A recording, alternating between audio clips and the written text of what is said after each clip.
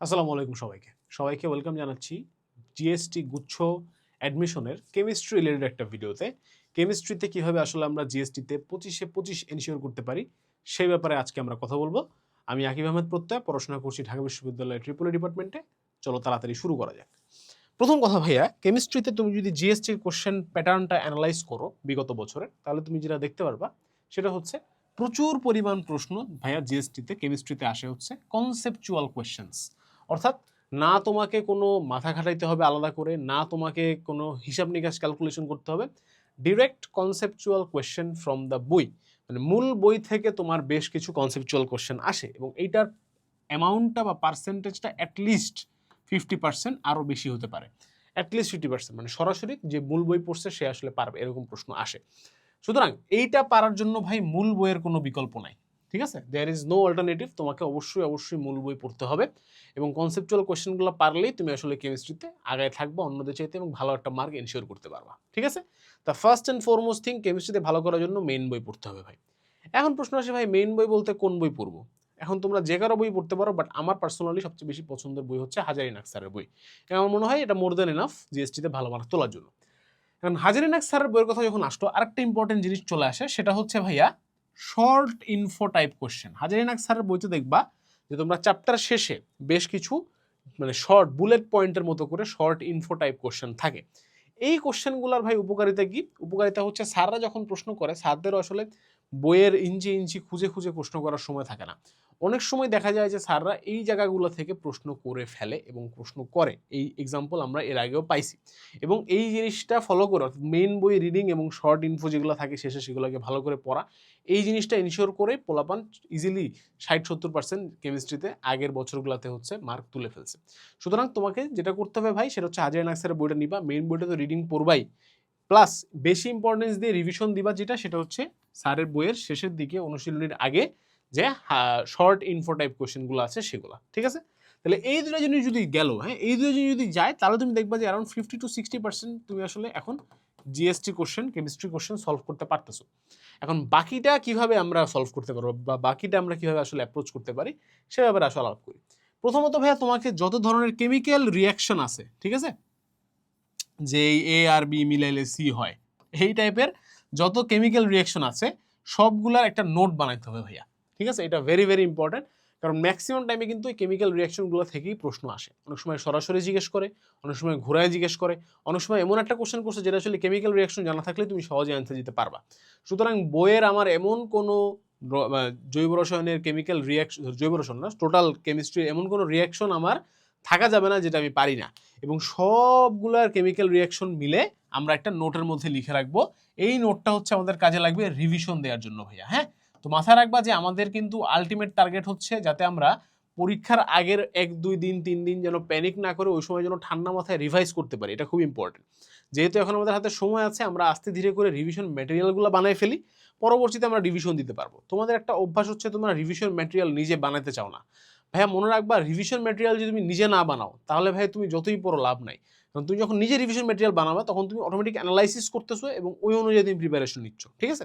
সুতরাং যত chemical reaction আছে সব ভাইয়া ওই নোটের মধ্যে লিখা রাখো। আরেকটা জিনিস সেটা হচ্ছে যত ফর্মুলা আছে, অর্থাৎ আমাদের এইবার আমরা কথা বলতেছি হচ্ছে কেমিস্ট্রির ম্যাথস নিয়ে, মানে কেমিস্ট্রির ভিতরে যত ধরনের অঙ্ক আসা পসিবল সেই অঙ্কগুলার যত ফর্মুলাগুলো আছে আমাদের, যেমন মোলার ভিত্তিক, মোলারের বেশ কিছু ফর্মুলা আছে, তড়িৎ রসায়নের ওইদিকে বেশ কিছু ফর্মুলা আছে, আবার এখন তো জৈব রসায়ন থেকেও বেশ কিছু ম্যাথ আসে শেষের দিকে।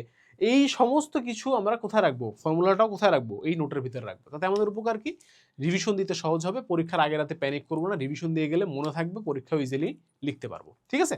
এবং ভালো ব্যাপার যেটা সেটা হচ্ছে যে কেমিস্ট্রি যে ম্যাথগুলো আসে এগুলো কিন্তু ভাই ডিরেক্ট ফর্মুলা বেসড ম্যাথ, মানে এমন না যে ওই ম্যাথগুলো করতে তোমার মাথা খাটাইতে হবে, 2 স্টেপ 3 স্টেপ করতে হবে না, একদম ডিরেক্ট ফর্মুলা বেসড ম্যাথ, মানে তুমি পারলে ফর্মুলাটা পারলে ভ্যালু বসাইলে অ্যান্সার চলে আসবে, সহজ, ঠিক আছে? Direct formula based math. সুতরাং ম্যাথের মানে কেমিস্ট্রির যে ম্যাথ আছে সেগুলো যত ফর্মুলাগুলো আছে আমাদের সবগুলো আয়ত্তে রাখতে হবে, মাস্ট। ওকে, আচ্ছা গেল। এবার মোস্ট ইম্পর্টেন্ট পয়েন্ট যেটা এই ভিডিওর সেটা হচ্ছে ভাই কোশ্চেন ব্যাংক অ্যানালাইসিস। জিএসটিতে ভালো করার জন্য কোশ্চেন ব্যাংক অ্যানালাইসিসের কোনো বিকল্প নাই। সেটা যেই চ্যাপ্টারের কথাই বলি না, যেই সাবজেক্টের কথাই বলি না কেন, ফিজিক্স, কেমিস্ট্রি, ম্যাথ, বায়োলজি সবগুলোর ক্ষেত্রে তো কেমিস্ট্রির কোশ্চেন ব্যাংক অ্যানালাইসিস করে দেখবা খুব ইন্টারেস্টিং, নির্দিষ্ট কিছু টপিক, ফিক্স টপিকস, মার্কা মারা টপিকস আছে ওদের, হ্যাঁ, এই টপিকগুলো থেকে, এই চ্যাপ্টারগুলো থেকে ওরা বেশি বেশি প্রশ্ন করে। সেখান থেকে যদি তুমি বারবার রিভিশন দাও ভালো করে যদি আয়ত্ত থাকে, তাহলে ভাই ইনশাল্লাহ পরীক্ষা কিন্তু তুমি টাইপ কমন পেয়ে যাবা, এবং টাইপ কমন পাওয়াটাই হচ্ছে আমাদের উদ্দেশ্য, ঠিক আছে? তো আমরা আমাদের এই জিএসটি ক্র্যাশ কোর্সের ভিতরেও কিন্তু প্রায় 35+ কোশ্চেন ব্যাংক সলভিং ক্লাস রাখছি। এই ক্লাসগুলোর ভিতরে আমরা কোশ্চেন ব্যাংকটা শুধু যে তোমাদেরকে রিডিং পড়াইছি তা না, এই কোশ্চেনটা এক্স্যাক্টলি যদি পরীক্ষা এবার আবার আসে, তাহলে কিভাবে আমরা সেটা অ্যাপ্রোচ করব, কিভাবে সেটা সলভ করব, এই ব্যাপারে আমরা কথা বলছি, এই ব্যাপারে আমরা ক্লাসগুলো করাইছি। সুতরাং আমাদের ফিক্সড টপিকগুলো থেকে টাইপ কমন পাওয়ার জন্য কোশ্চেন ব্যাংক অ্যানালাইসিসের কিন্তু কোনো বিকল্প নাই। তাহলে এইটা একটা মানে একদম মাথায় গেঁথে নাও যে কেমিস্ট্রিতে যদি 25-25 পাইতে চাও ভাইয়া, তাহলে কোশ্চেন ব্যাংক সলভ করতে হবে, ফর্মুলা আর রিয়াকশনের নোট বানায় মুখস্থ করতে হবে সব কিছু, আর আমাদের কনসেপচুয়াল কোশ্চেন অ্যান্সার করার জন্য মূল বই পড়তে হবে, ঠিক আছে? That's all. এইবার আসো, যেহেতু সাজেশন ভিডিও বানাচ্ছি তোমাদের জন্য, 3টা চ্যাপ্টার সবচাইতে বেশি ইম্পর্টেন্ট। কোন 3টা চ্যাপ্টার ভাইয়া? জৈব রসায়ন বা জৈব যৌগ, তড়িৎ রসায়ন আর মৌলের পর্যায়ভিত্তিক ধর্ম, ঠিক আছে? এই 3টা চ্যাপ্টার তুমি যদি ভালো মতো পারো, তাহলে তুমি দেখবা অলমোস্ট 70% কোশ্চেন তুমি 25টার মধ্যে অ্যান্সার করতে পারতেছো, ঠিক আছে? এখন কথায় আসি, এই যে এই বান্দার কথায় আসি, জৈব যৌগ বা জৈব রসায়ন। তো এখান থেকে ভাইয়া তোমরা যেটা করতে চাও, এই চ্যাপ্টারটা তোমরা কেন জানি ভাই স্কিপ করতে চাও, যে ভাইয়া প্রায় তোমরা কোশ্চেন করো ইনবক্সে, আমার ইনবক্স ভরে যায় এই কোশ্চেনে, হালকেনস্টাইন পেজেও তুমি ইনবক্স করো যে ভাইয়া জৈব রসায়ন স্কিপ করলে কোনো সমস্যা হবে কিনা। আসলে তুমি আমাদের মুখ থেকে এই কথাটা শুনতে চাও যে না বাবা সমস্যা হবে না, তুমি স্কিপ করতে পারো, তুমি এই কথাটা শোনার জন্য আমাদেরকে জিজ্ঞেস করতেছো, আমরা জানি, বাট না, আমরা তোমাকে এই কথা কখনো বলতে পারবো না জৈব রসায়ন স্কিপ করবা না ভাইয়া। তুমি, আমি মানতেছি যে তুমি জৈব রসায়ন হয়তো তুমি এখানে প্রো না, তুমি এটাতে একদম বস লেভেল না, ঠিক আছে? এখন তুমি কি জৈব রসায়নের বেসিক জিনিসও পারবা না? ধরো আমি তো আজ থেকে প্রায় 4 বছর আগে অ্যাডমিশন পরীক্ষা দিছি। 4 বছর আগে অ্যাডমিশন পরীক্ষা দেওয়ার পরে এত বছর ধরে আমি একবার জৈব রসায়ন ধরেও দেখি নাই, সবসময় ম্যাথই পড়াইছি, ম্যাথ আর ফিজিক্স, ম্যাথই পড়াইছি ম্যাক্সিমাম সময়। তারপরও যদি আমাকে তুমি এখন জিজ্ঞেস করো জৈব রসায়ন থেকে 10টা কোশ্চেন, আমি হয়তো সর্বোচ্চ 4টা পারবো, 3টা-4টা পারবো, বাট একটাও পারবো না এমন তো হইতে পারে না ভাই। আমি হাকেলের নীতি পারবো, আমি বেনজিন কিভাবে বানায় এটা পারবো, আমি অ্যারোমেটিক যৌগ কি জিনিস পারবো, ঠিক আছে? এই যে কমন জিনিসগুলা, ঠিক আছে, এইগুলা কিন্তু আমি পারবো। কিভাবে পারবো? কারণ আমি জীবনে একবার হইলেও জৈব রসায়ন পুরোটা শেষ করছিলাম। তোমরা যেটা করো ভাই, জৈব রসায়ন তুমি ধরেই দেখতে যাচ্ছ না, টোটালি স্কিপ করে যেতে যাচ্ছ, তাহলে কিভাবে তোমরা ভাই জিএসটিতে একটা ভালো মার্ক আশা করো বলো?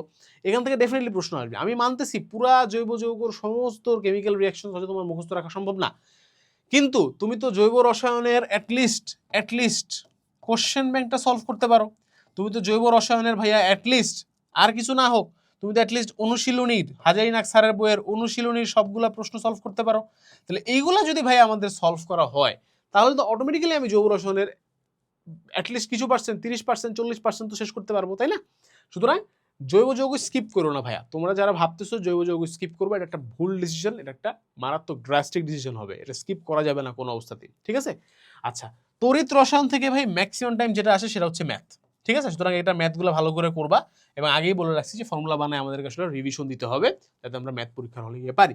এবং last but not the least, মৌলের পর্যায়ভিত্তিক ধর্ম থেকে কিন্তু ওই যে আমাদের কোন জায়গাতে ইলেকট্রন অ্যাফিনিটি বাড়তেছে, তড়িৎ ঋণাত্মকতা তড়িৎ ধনাত্মকতা বাড়তেছে কমতেছে, কোনটার থেকে কোনটা বেশি, ওই যে এই টাইপের এই যে গ্রেটার দেন সাইন দিয়ে যে প্রশ্নগুলো আসে, এগুলো কিন্তু পরীক্ষায় আসবেই, ঠিক আছে? ধরে রাখো যে আসবেই। সুতরাং এইটা আমাদের খুবই ইম্পর্ট্যান্ট একটা চ্যাপ্টার। সো এই ছিল তোমাদের কেমিস্ট্রির জন্য সাজেশন। ইনশাআল্লাহ তোমরা যদি এই টেকনিকগুলো ফলো করো, এই কথাগুলো মনে রাখো, ইনশাআল্লাহ ভাইয়া তুমি কেমিস্ট্রিতে 25-25 গুচ্ছ পরীক্ষায় তুলতে পারবা। তোমাদের সবার জন্য অনেক অনেক ভালোবাসা এবং দোয়া রইল। আজকে ভিডিও এখানেই শেষ। আসসালামু আলাইকুম, আল্লাহ হাফেজ, দেখা হবে বিজয়।